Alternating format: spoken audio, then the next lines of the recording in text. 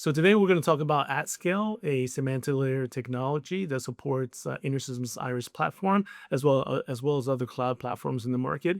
We're going to discuss how AtScale presents data to the business users and how we optimize queries on our underlying data platform. So we should start off with the primary comment that AI is going to take over the world. Analytics today is primarily driven by systems, humans, interaction, but we're seeing an increase in AI being the main driver for analytics. It is making a lot of guesses, making a lot of assumptions based on the data that it's provided. So there's a risk, right? We've built a lot of business logic into these data assets that has been designed for humans, been designed for dashboards, reporting, etc.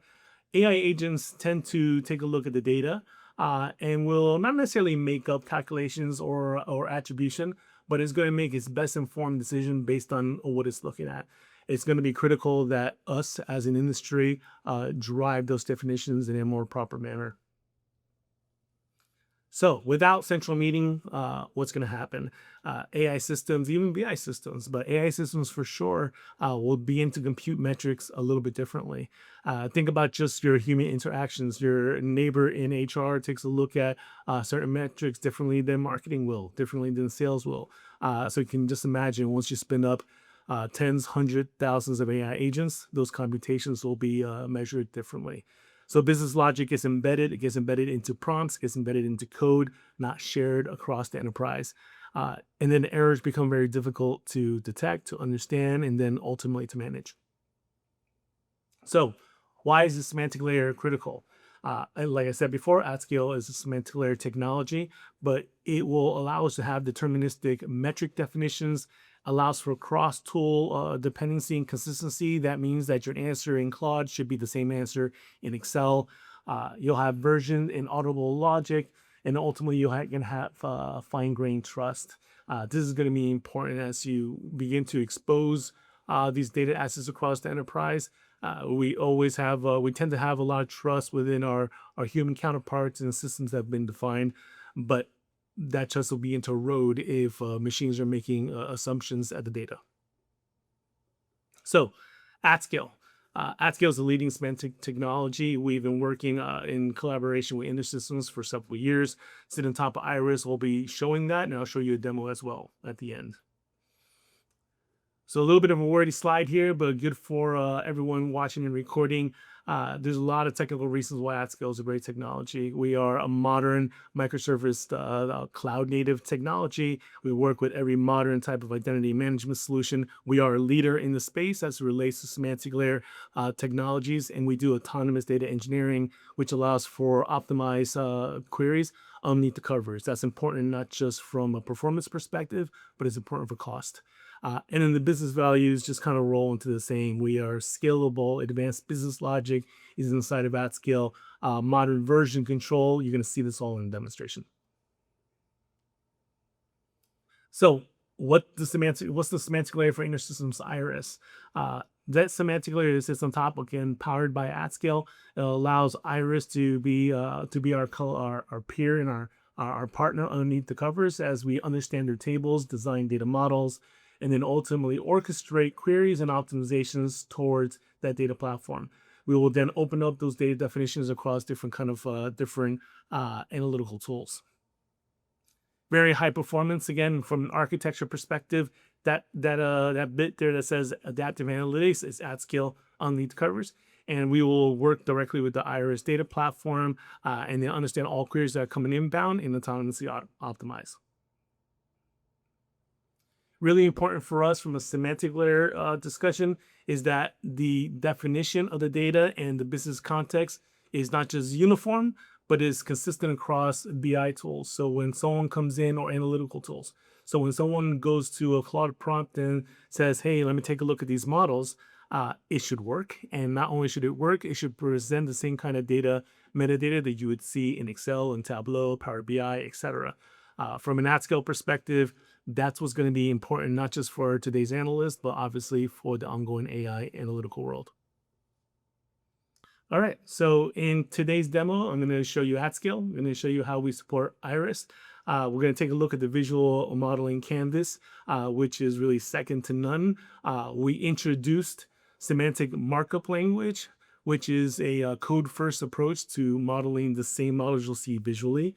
And we're going to take a look at why semantic layers are really critically important as it relates to multiple tools analyzing this data. All right, so let's start here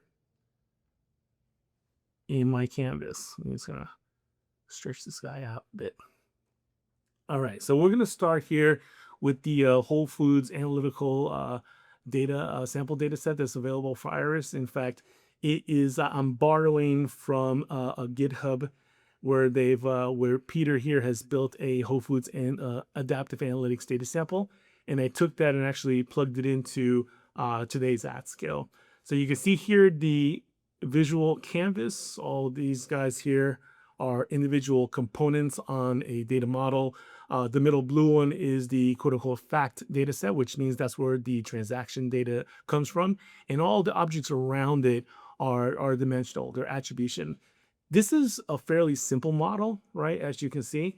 However, you can have much more complex models that have multiple fact table, multiple dimensions, and this is going to be important for more real world scenarios.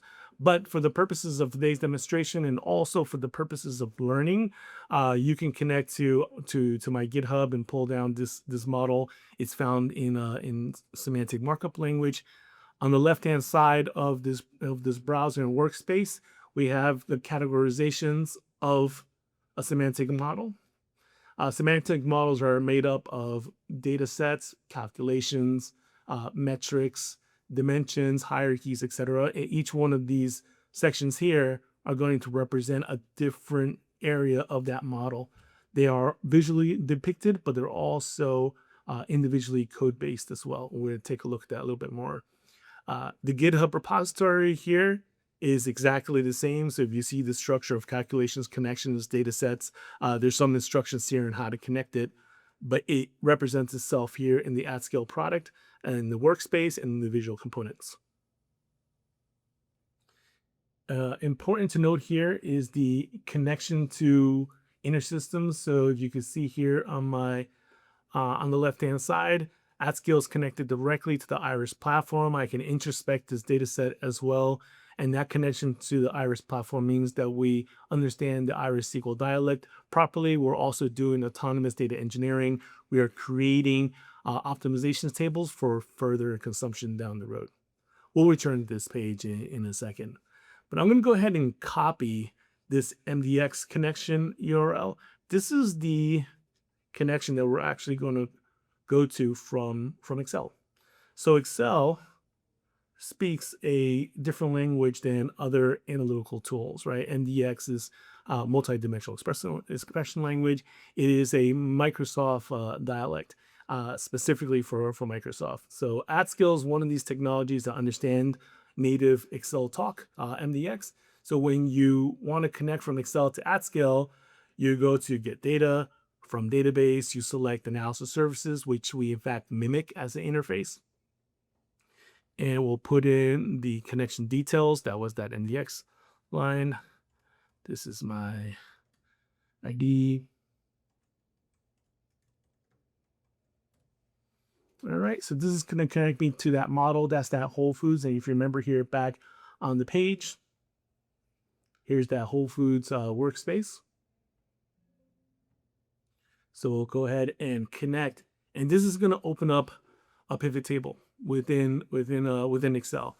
The structure of the data that you see here on the right hand side natively within the pivot table, as you can see, you have the metrics and you have the dimensionality. That is actually here on the model itself. So if we go back to this model, on the lower right hand corner, you'll see dimensions and measures. So we have things like actuals, channels, common, discount types, and measures that are found here and defined on the AtScale side. In Excel, that's the metadata that we surface. So if we just did let's do a simple calculation here. We're gonna grab units sold by amount sold, and we'll throw some attribution on top of this so we can analyze this data. Perhaps we'll take a look at this by, let's say H1, which is the outlet. Okay, and let's take a look at this across product. All right, great. So we're taking a look at the at two measures by a geographical region and across product line. And you can see here in Excel, we can do some expansion, drill down, etc. Take a look at all of the products underneath stacks, expand it even further by region and so forth. So this interaction with the data is very business contextual, right? If we go back to AtScale, you can see the inbound queries on the query scene, on the query screen, excuse me. So you can see here all the queries that are coming inbound to AtScale. So if we take a look at just a single one of these, how about these guys? See the inbound query here on the right-hand side. This is an MDX query, and you can break down, AtScale can break down what that query looks like on the outbound to Iris. So AtScale has to take this fairly simple query and actually has to translate that into 6 outbound queries to Iris. This is one of the reasons why AtScale uniquely can support business analyst tools like in Excel, because whenever you pivot it in Excel, Excel is actually asking multiple questions, just not a single one. All right, so that's what we look like in Excel. So now that's the older but yet still mission critical tools within the analytical world. Now let's go to something a little bit different. Like let's go to Claude, right? So Claude is connected to AtScale via the AtScale's MCP server. That means that from a interface perspective, AtScale supports MDX. We support SQL for Tableau, DAX for Power BI, and for LLMs like Claude, we have an MCP server to be able to support that. So let's start having like a conversation with Claude, right? So let's ask Claude, hey, can you list my AtScale models? All right, so Claude's going to introspect the metadata that's looking within my system. Yep, it says, hey, I found the tool I found within AtScale. And all right, so here it barfed. So I'm going to reset my connection. Sure, we'll do a little cut here. Thank you. Feel free to pick up wherever makes sense. Yeah, thank you. This is where sometimes my communication with Claude and AtScale will be interrupted, especially when I move from connection to connection. So just let me do a quick run.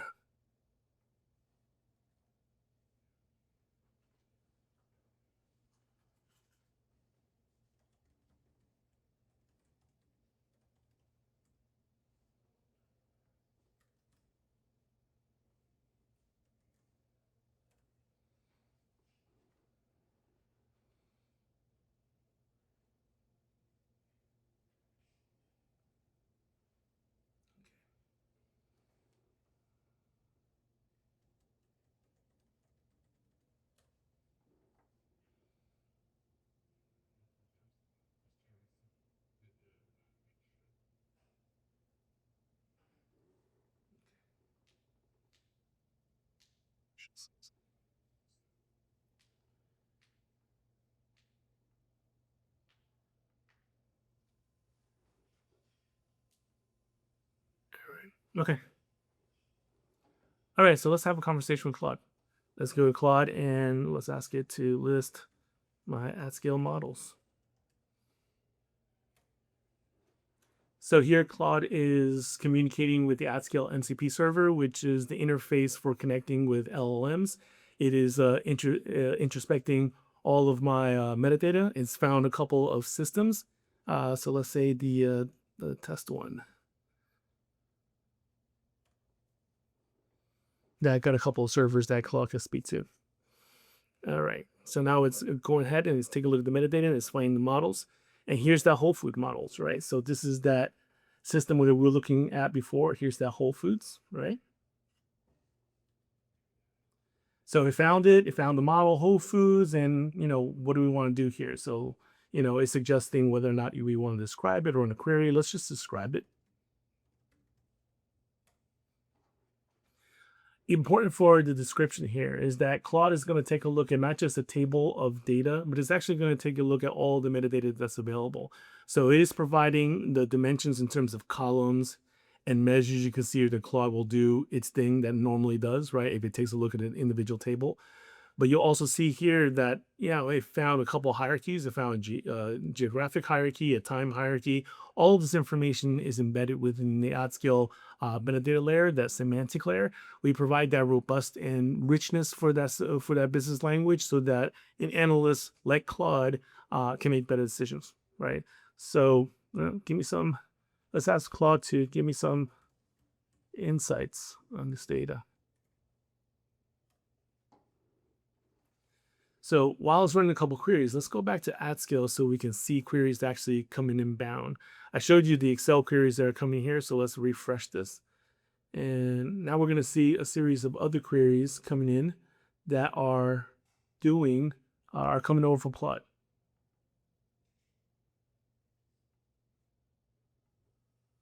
Okay. All right, here we go. So these are the queries that are coming from Claude. You can see that a couple have these red marks here. That's because Claude canceled these queries.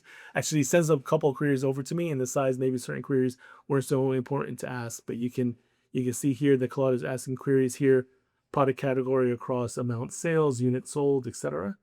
And so Claude is using that and now is beginning to visualize this data for me. So you can see here we have these KPIs on total revenue, units sold, the top region being Asia for this sample data, top category is snack, and it's beginning to visualize this data across region, product category, trending by year. It does, every time I speak to Claude about my data, it actually finds something a little bit different. It will actually provide some interesting feedback and insight. And because it is an LLM, every time I ask it kind of that generic question, it'll look at different type of questions to ask the data. So it's taking a look at regional performance, telling me that Asia is the top revenue driver. Even within product mix, snacks was the top one, which we saw in the KPIs. But it goes into much more detail about what's selling, what's not performing well, showing that dairy and candy is struggling by comparison. So it's pretty cool stuff, right? Claude is asking all these questions almost as if a human without a lot of prior knowledge to the data would ask, but because of the metadata AtScale provides, it allows Claude to ask some pretty cool and interesting questions and understands the drill down of those systems. So from an AtScale perspective, that's who we are. We are semantic layer technology. Again, we support the IRIS data platform. We're presenting all that metadata so that AI agents and human agents all can analyze the data properly. And over time, you're going to see that not only are we running these queries, but we're also building these aggregates autonomously. These individual tables are actually the tables that are powering a lot of the answers that are coming from Claude and Excel, really snappy and quick because we're anticipating future questions. We're anticipating future questions not from the Excel user, but also from Claude, and we're preparing for those. So in a nutshell, we're optimizing those queries from Iris and presenting the data in a way that's business contextual. Thanks a lot.